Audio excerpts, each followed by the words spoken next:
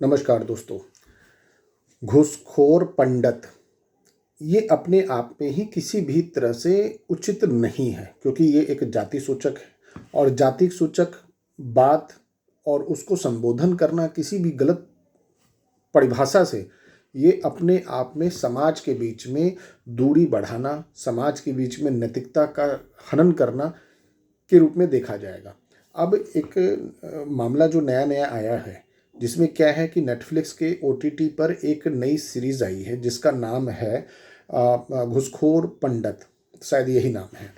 अब ये आप बताइए कि क्या आप किसी भी जाति के आधार पर उसे संबोधित करना संविधान के आधार पर भी लिया जाए या कानून के आधार पर या नैतिकता के आधार पर क्या उचित है? आप ये सोचिए कि आप अनुच्छेद 19 के तहत फ्रीडम ऑफ स्पीच को आप इस तरह से यूज करना चाह रहे हैं कि जैसे कि आपके पास राइट मिल गया है कि आप कुछ भी बोल सकते हैं, कुछ भी कर सकते हैं, लेकिन आप ये भूल जा रहे हैं, आपके पास जानकारी का अभाव ये है कि अनुच्छेद 19(2) में क्लियरली मेंशन किया गया है कि नैतिकता के आधार पर या सामाजिकता के आधार पर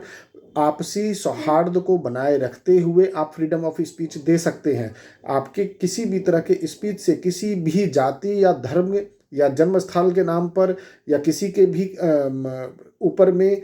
वो टारगेटेड नहीं होना चाहिए। अगर आप इस तरह की हरकत करते हैं तो आप एक असंवैधानिक कार्य करते हैं। जिस प्रकार से फिल्म के या इस सीरीज के निर्माताओं ने, डायरेक्टर ने, राइटर ने, एक्टर ने, प्रमोशन स्टाफ ने, ओटीटी वाले ने, साथ ही साथ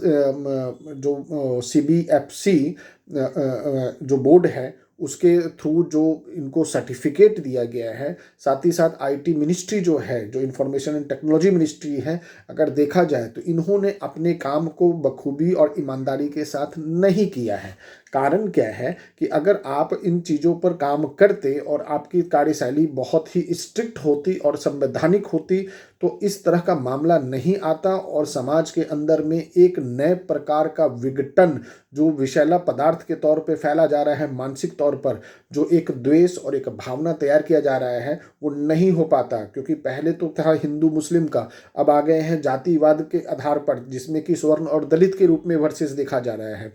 और मैं इसको किसी भी तमिलनाडु में आने वाले इलेक्शन से नहीं जोड़ रहा हूँ। ये आप समझ सकते हैं कि इसके पीछे क्या रीज़न हो सकते हैं। हो सकता है कि तमिलनाडु में ओबीसी की संख्या ज़्यादा होने के कारण इस प्रकार की गलतियां जानबूझकर की जा रही है या एक प्रयोग के रूप में की जा रही है। मैं इस पॉइंट पर नहीं जा रहा हूं, लेकिन कार्यशैली पर तो सवाल जरूर उठाना चाह रहा हूं। एक नई प्रयोग पर सवाल उठाना चाह रहा हूं कि जिस प्रकार से हिंदू और मुस्लिम कर दिया गया भारत के अंदर में, उसी प्रकार से अब स्वर्ण और दलित की एक नई परिभाषा तैयार की जा रही है और इसमें बांटो और शासन करो की जो व्यवस्था है, ये एक सवाल के दायरे में तो आ रहा है नहीं। तो आप एक सवाल का जवाब दीजिए कि जब कोई फिल्म बनती है तो हर फिल्म बनाने वाले को पता है कि हमें किसी भी समुदाय, धर्म के अगेंस्ट में कुछ भी नहीं बोलना है, किसी को हट नहीं करना है। क्योंकि सीबीएफसी और अगर सिनेमैटोग्राफिक एक्ट के तहत भी अगर देखा जाए तो किसी भी धर्म या जाति को हम ठेस नहीं पहुंचा सकते और ऐसी फिल्म बनाएंगे। लेकिन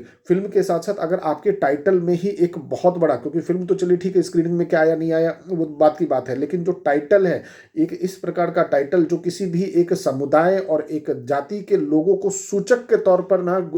अपराधी घोषित किया जा रहा है, आप ये समझ सकते हैं कि ये किस तरह की एक्सपेरिमेंटल मानसिकता है जो समाज के अंदर में इस तरह का घोल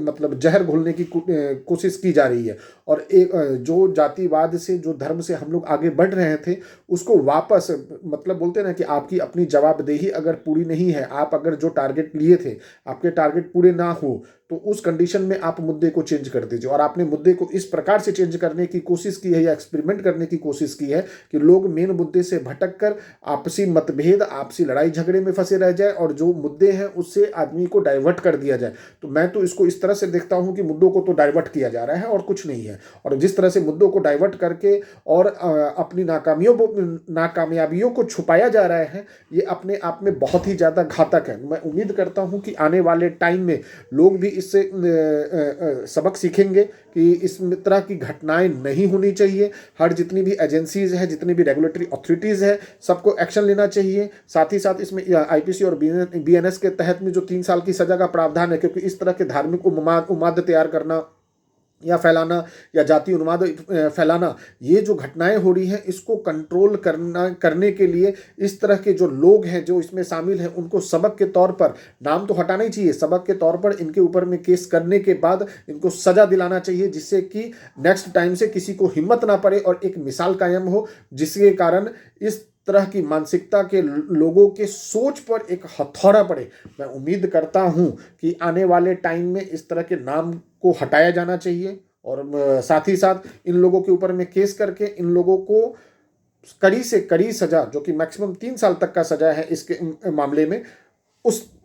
तक पहुंचाना चाहिए और इन लोगों की मानसिकता पर प्रहार होना चाहिए और हमें एकता बनाए रखना चाहिए, चाहे वो धर्म के नाम पर एकता हो, चाहे वो जाति के नाम पर एकता हो। विघटन नहीं होना चाहिए, क्योंकि समाज को बांटकर ही लोग अपनी नाकामयाबियों को छुपाने की कोशिश कर रहे हैं। ये चुनावी रणनीति का पार्ट है, देश को एक नए टॉपिक में बांधा जा रहा है। उम्मीद करता हूं लोग इसको समझते हुए ऐसे लोगों के मुंह पर तमाचा भी मारेंगे और इन लोगों से सावधान भी रहेंगे और एकता बनाए रखेंगे, राजनीति को भी समझेंगे। साथ ही साथ इस तरह के मूवी के